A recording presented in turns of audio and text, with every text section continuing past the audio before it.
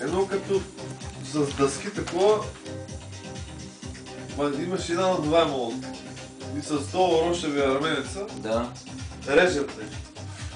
Режат едни дъски и там пасват ги всякакви вини, прости и той имаше един колелца. Какво беше най-бързо от него? Амфибия, някакво правих. Викам, вам какво става?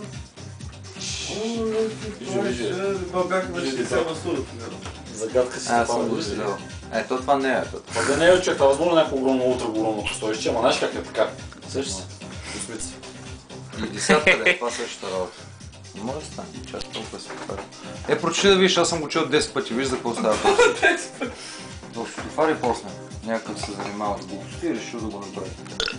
Нищо общо няма.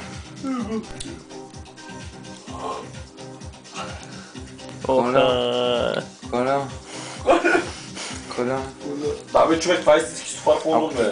Ако ти духам, ще ми дадеш ли 25 стинки? Майна. Да идем някъде да се надрусаме такива братле. Искам да се извиня за миналия бъж, защото ми стана много. Оле, Коля. Ето така. Оле, Коля, дай ми апарата. Чупиш масата, майко ще. Чувам. Пидерас. Какво снимаш като малките деца? Ти ще идва спрати. Стига, Букук, един ден ще го покажеш на децата. Я да видя. Мекше, с тези модерни апарати. Снимай точно. Не трябва бе. Трябва да се получи вода. Взима. Дойде докъде долу ли Трябва трябва? сега си малко да до избата. Аре бе, думно. До избора. Миши сирене.